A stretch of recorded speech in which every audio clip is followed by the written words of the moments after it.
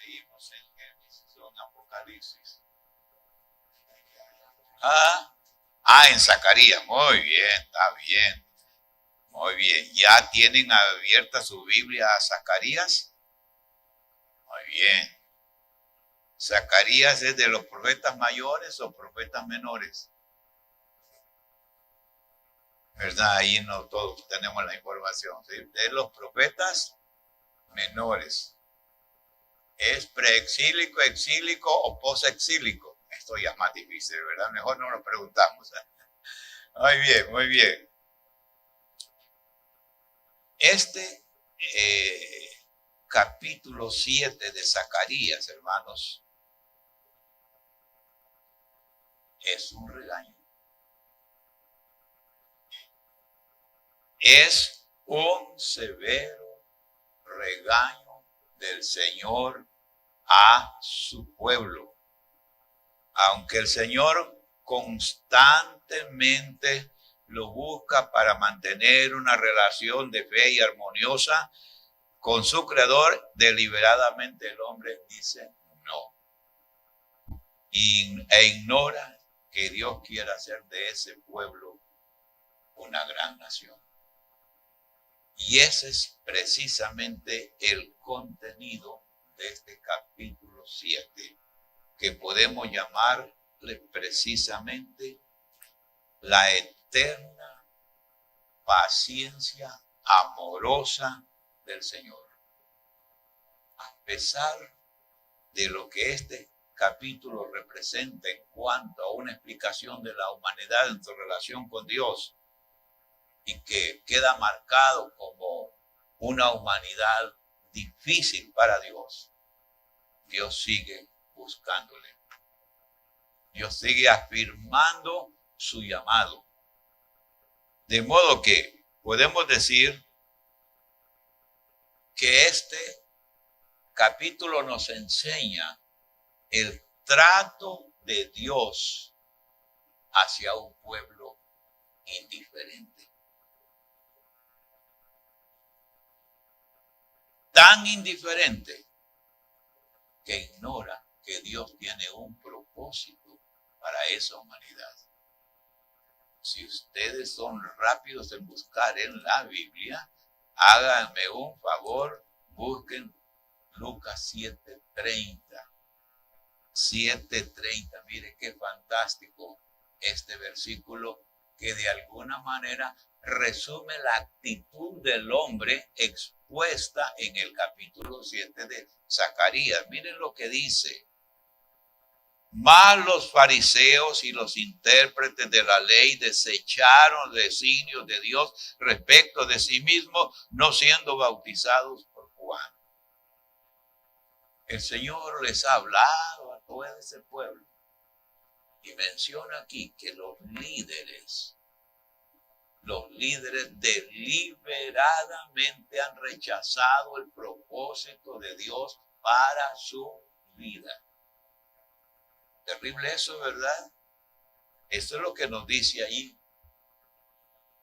Un rechazo deliberado. Y vean ustedes que precisamente hoy en ciertos círculos, como en las mismas Olimpiadas, donde hicieron una presentación de la Cena del Señor un tanto burlesca, horrible, prohibían que alguien que recibiera un trofeo hablara de Dios. Algunos siempre hablaron de Dios, aunque con señas para que no debieran pronunciar la palabra. Pero esa es la actitud que está señalando aquí, una actitud deliberada en contra de la realidad de un Dios de amor que nos creó y que nos trata de atraer hacia Él.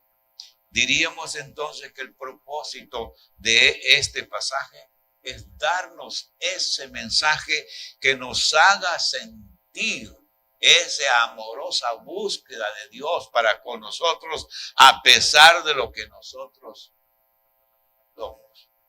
Allá en Job 14:15 dice el Señor de la humanidad, Dios tendrá aspectos de sus criaturas. Es decir, hablando de nosotros como sus criaturas, tendrá afecto de nosotros. Él estará atento a nosotros. El problema no está en Dios. El problema está en nosotros. ¿Ven ustedes? Por eso en 3 énfasis de este pasaje vamos a desarrollar este pensamiento, este tema, en 3 énfasis. Y ver cómo se manifiesta esta incredulidad tremenda, esa dureza del corazón del hombre, y cómo lo dice aquí con toda claridad. Y vamos a iniciarnos, y por favor traten de recordar cada uno de los puntos, se los voy a preguntar. Primero, peligroso sustituto. Fíjense bien. Peligroso. ¿Se les olvidó tan rápido? ¿O no lo dejé claro? Vamos a ver. Peligroso sustituto.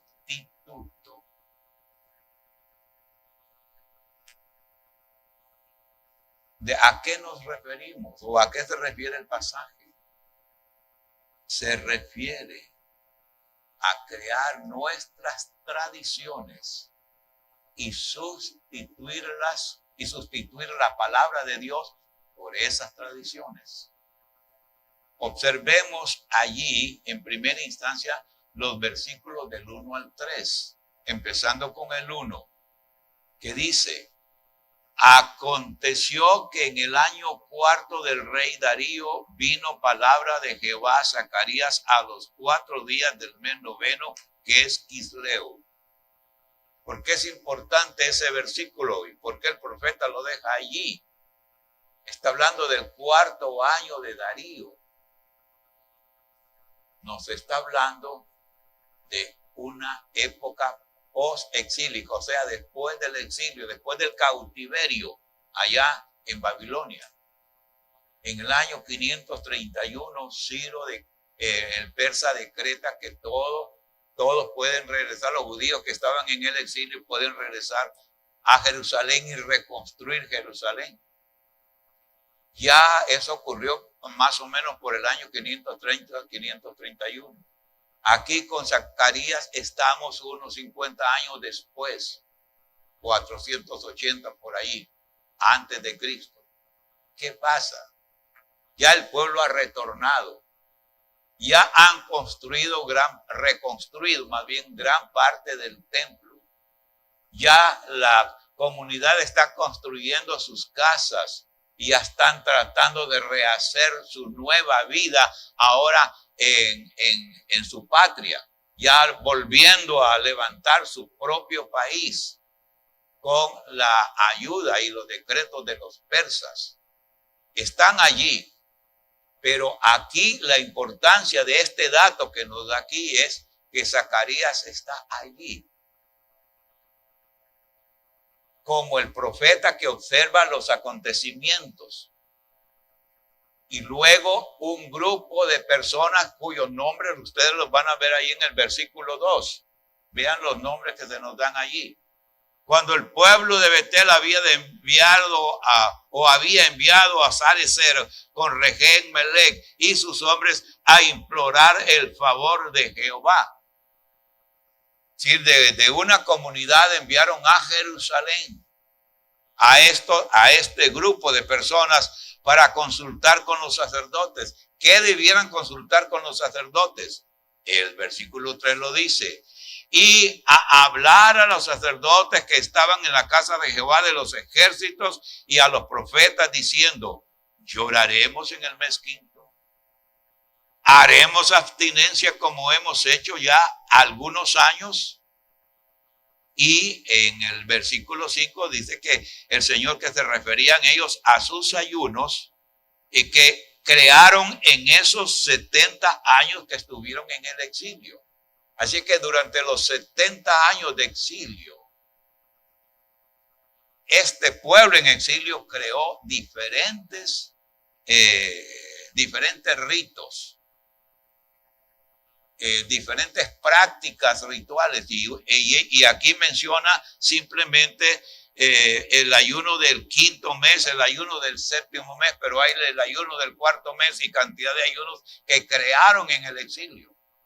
Estos ayunos se relacionaban, por ejemplo, con el asalto que hizo Nabucodonosor con Jerusalén, con el incendio y la destrucción de la ciudad, con la muerte de Gedalías, alguien que quedó al frente tratando de reunir a los pocos que quedaron y lo asesinaron. Y entonces uno de los ayunos era por eso. De modo que había una cantidad de ayunos para recordar la gran tragedia que vivieron en el año 586 o 87, cuando toda Jerusalén fue destruida y toda la comunidad fue llevada cautiva a Babilonia. Y ellos levantaron todo ese sistema cultico basado en esta cantidad de ayunos. Luego que le presentan esto aquí a los sacerdotes, con la idea es, ¿seguiremos practicando estos ayunos? Establecieron una tradición, un culto basado en los ayunos. Ahora ya están en Jerusalén. Esos ayunos ya no tienen mucho significado, pero decían ellos, deberemos seguir practicando esos ayunos. Lo interesante es que estos ayunos no fueron puestos por voluntad o palabra del Señor. Fueron creación de ellos en el exilio para llorar su tragedia.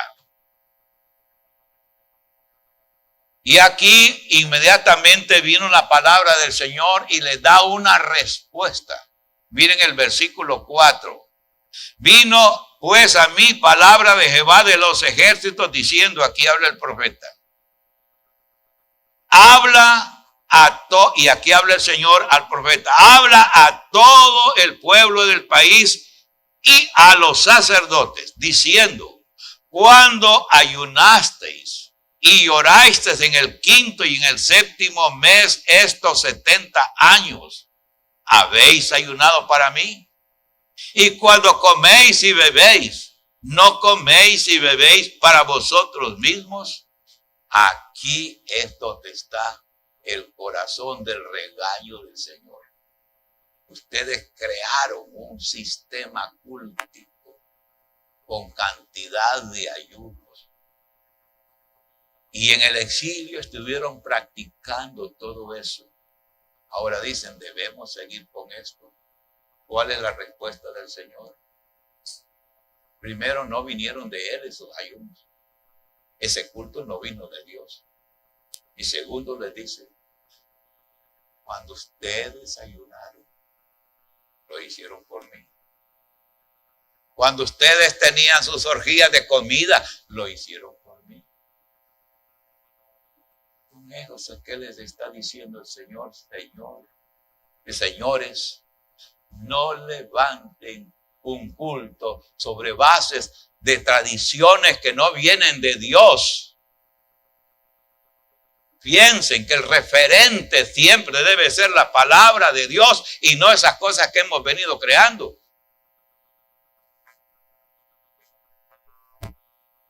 Así les habla claramente al pueblo. Ustedes tienen ese culto, pero ese culto es para mí. ¿No creen ustedes que hay ahí una bonita lección? ¿Qué lección descubren allí? Es como para preguntarnos. Como que esa misma pregunta viene a nosotros formulada ya en términos del momento. ¿Cuál sería esa pregunta? Lo que estoy haciendo en la obra de Dios, ¿lo estoy haciendo para el Señor?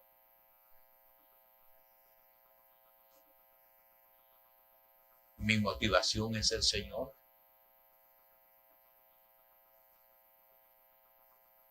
¿Podría el Señor decirnos, ustedes están ayudando para mí?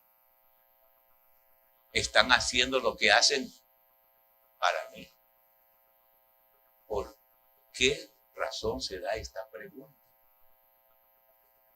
Fíjense ustedes en un pasaje tremendo de Lucas, y voy a llevarlos ahí por favor a Lucas, a ver dónde está este pasaje.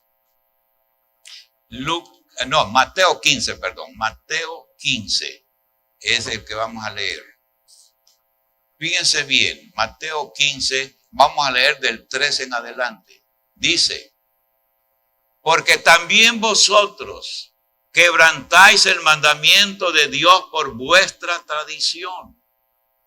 Porque Dios mandó diciendo, honra a tu padre y a tu madre, y el que maldiga al padre o a la madre muera irremisiblemente.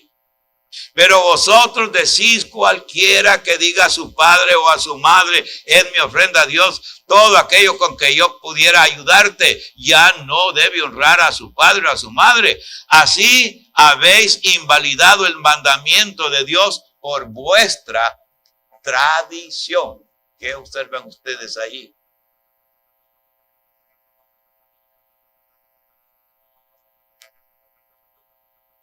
En la iglesia,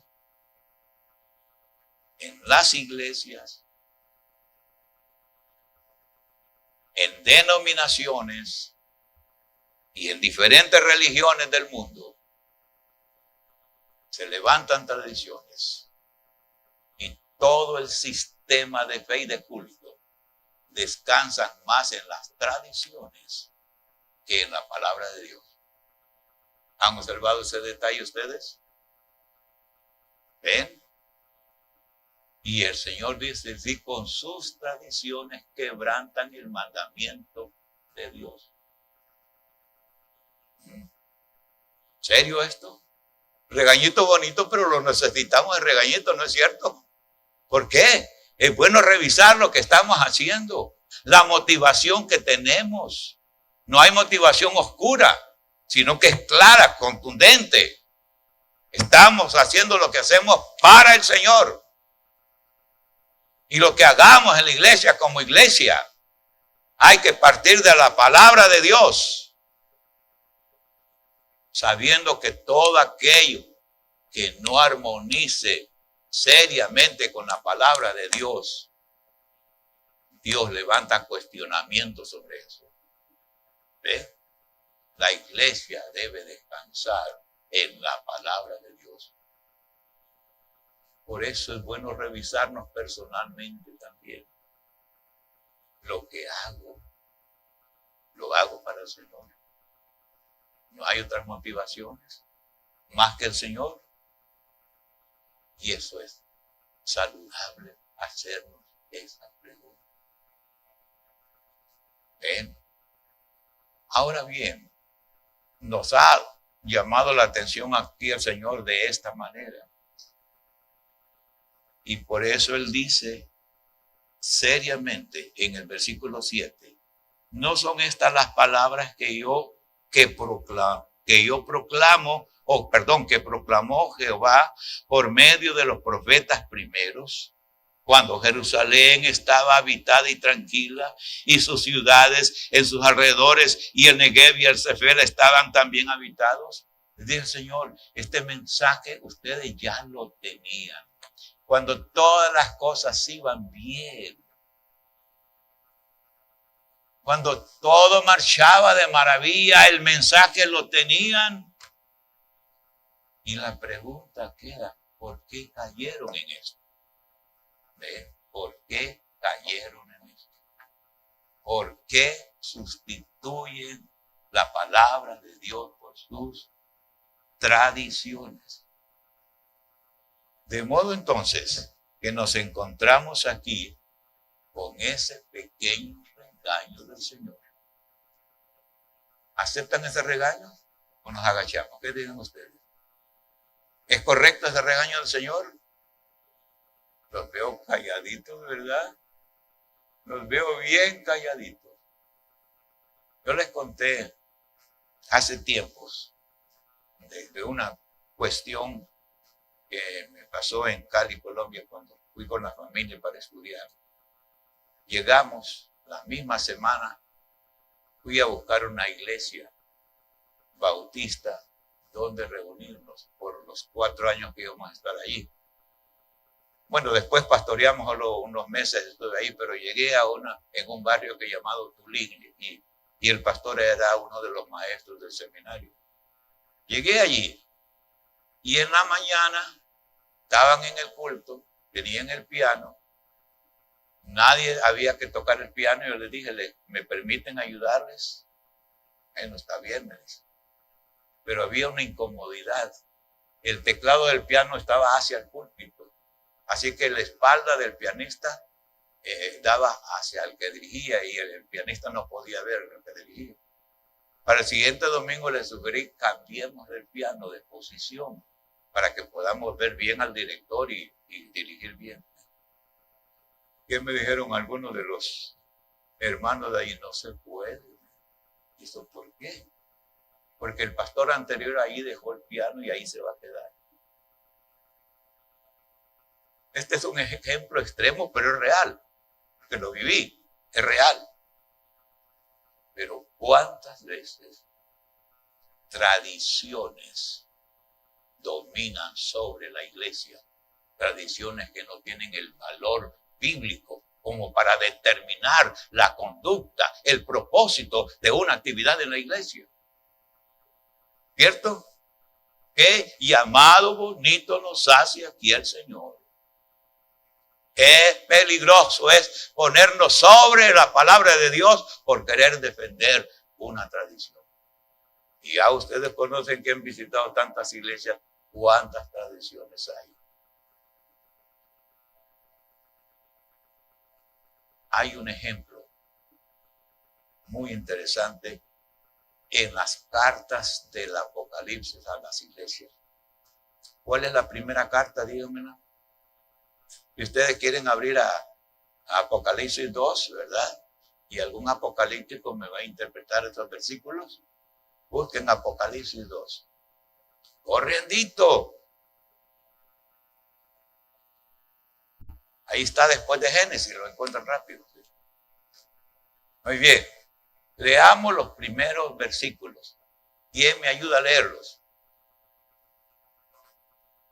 No todos, solo vamos a leer 1 y 2. Capítulo 12, capítulo 12.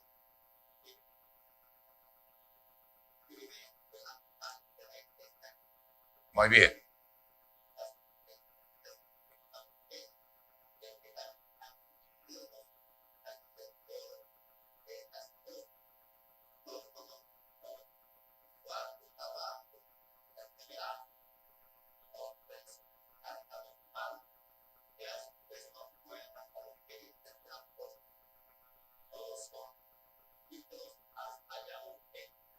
Hasta ahí. Pero quede ahí porque vamos a después leer el siguiente versículo. Esta iglesia, si ustedes ven las características de la iglesia, diríamos qué iglesia más maravillosa. Celosa de la doctrina. Celosa de la reputación de la iglesia, porque si alguien no correspondía a ese criterio de ellos en cuanto a testimonio, se deshacían de él. ¿Qué iglesia más celosa? Querían tener iglesia perfecta. Es tremenda iglesia. Pero lean el siguiente versículo. Fuerte.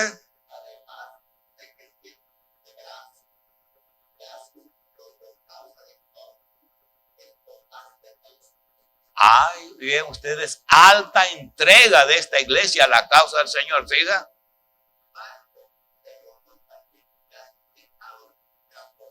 Ajá, muy bien, hasta allí. Con todo lo interesante que se dice de esta iglesia, el celo por su doctrina, el celo por su reputación, ¿ve? El celo por tantas cosas y hacer de ella una iglesia perfecta. De modo que no podían tolerar a alguien que cometiera una falla y lo sacaban. ¿Y el Señor qué dijo? Has perdido tu primer amor. Porque esta iglesia pensaba más en su iglesia en sí misma, como un fin en sí misma, una iglesia perfecta, y al que no se ajustara a esas ideas de ellos afuera. ¿Quién es perfecto en una iglesia? Pero esta iglesia quería tenerlos todos perfectos, y eso es lo que significa haber perdido su primer amor. No tratar de restituir a aquel que necesita de ser levantado, sino más bien decirle, váyate, porque aquí no cabes, esta iglesia es perfecta. Y por eso después llama el Señor a esta iglesia y le dice, arrepiéntete. Miren todo lo tremendo que se dio a esta iglesia. Y a pesar de eso le dice a esta iglesia, con todo y eso bueno que parece que haces, arrepiéntete. ¿En serio? ¿Ven ustedes que levantar tradiciones que no estén ajustadas al carácter santo y justo de Dios es peligroso? Por eso decimos en este primer punto, ¿cómo lo llamamos? Se les olvidó. Peligroso sustituto. Ahí. Ahora vamos con otro peligro. Peligrosa actitud. Fíjese bien, peligrosa actitud.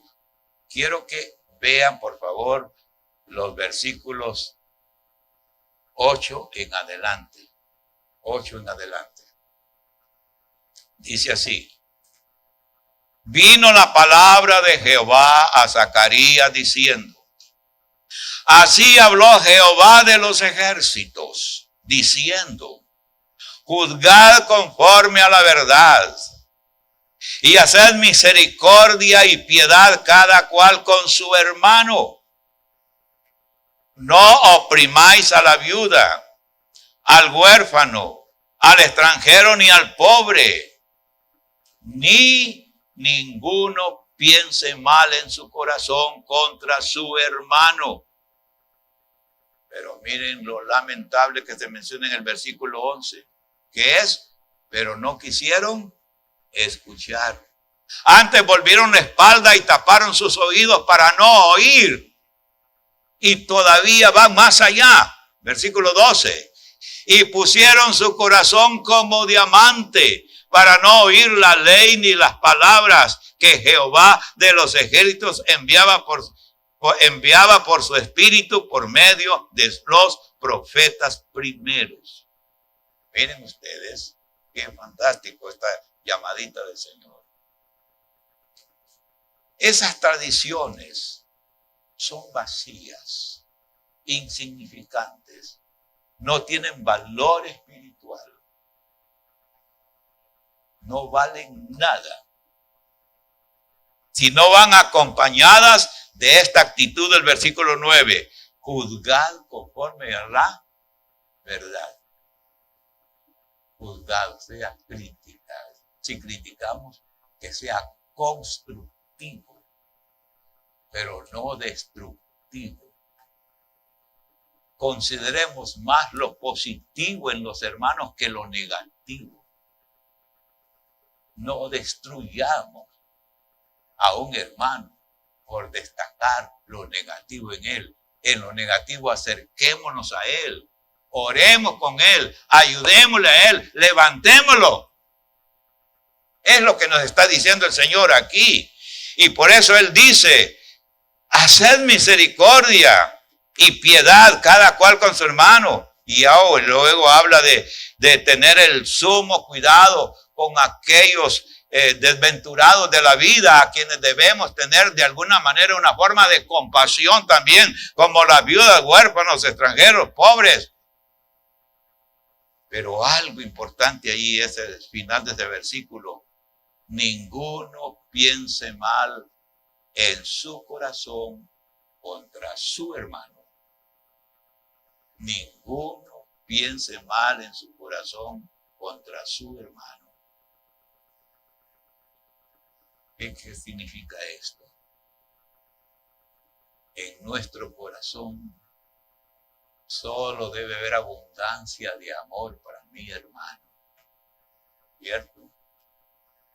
Es así como quiere vernos al Señor. A un lado con las tradiciones, a un lado con esos ayunos que no tienen ningún significado. Si vivimos a la altura de estas demandas morales del Señor, estamos por sobre cualquier tradición. La iglesia que se conduce en base a sus tradiciones, que tiene un culto en base a sus tradiciones, es vacío ese culto. El culto tiene que estar lleno de amor, lleno de consideración por los demás, respeto por los demás. Eso es lo que nos está diciendo el Señor aquí. Pero lo peor del caso está en esos versículos 11 y 12. ¿Qué dice? Pero no quisieron escuchar. Cuando el Señor les dice, no piensen mal contra su prójimo, no quisieron escuchar. Al contrario, dice, volvieron su corazón como diamante para que no penetre la palabra del Señor. Y vean ustedes que hay veces hay actitudes que así funcionan. El Señor nos dice, perdonemos a nuestros hermanos. Perdonemos las faltas de nuestros hermanos. Y le contestamos, Señor, pero es que me ha ofendido tanto. Y el Señor vuelve a insistir, perdonemos.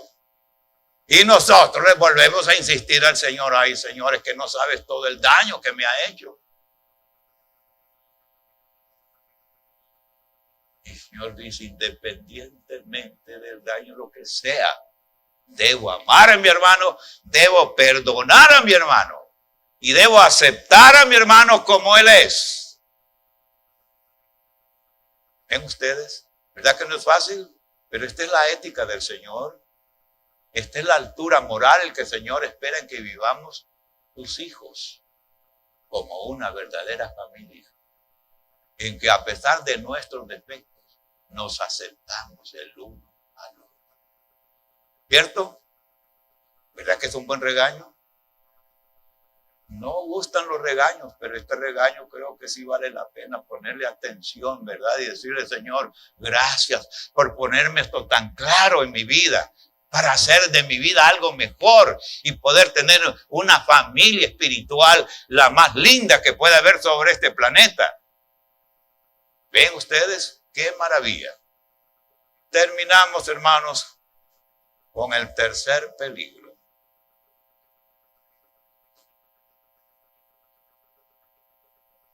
Es el peligro de ignorar. ¿Ignorar qué? Ignorar el gran propósito del Señor. Veamos versículos 1 al 3 del capítulo 8. Vino a mí palabra de Jehová de los ejércitos diciendo, así ha dicho Jehová de los ejércitos, celé a Sión con gran celo y con gran ira la celé. Así dice Jehová, yo he restaurado a Sión y moraré en medio de Jerusalén. Y Jerusalén se llamará ciudad de la verdad, el monte de Jehová de los ejércitos, monte de santidad. Celé, dice el Señor. Lo celé con gran celo, con amor, pero también con enojo, con ira. Quiere decir, la discipliné, la puse a prueba. Pasaron 70 años en el exilio para que demostraran que Dios estaba haciendo algo con ellos. Fíjense ustedes que la actitud religiosa de los judíos se explica con esa palabra que se llama enoteísmo. ¿Qué quería decir? Que los judíos un día estaban con Jehová, luego dejaban a Jehová, estaban con Baal, dejaban a Baal, estaban con Astarot, y cada día tenían un Dios diferente. En un sentido no eran politeístas, porque tenían un Dios a la vez, pero no eran monoteístas. Eran enoteístas, porque cambiaban de Dios como cambiamos nosotros de ropa.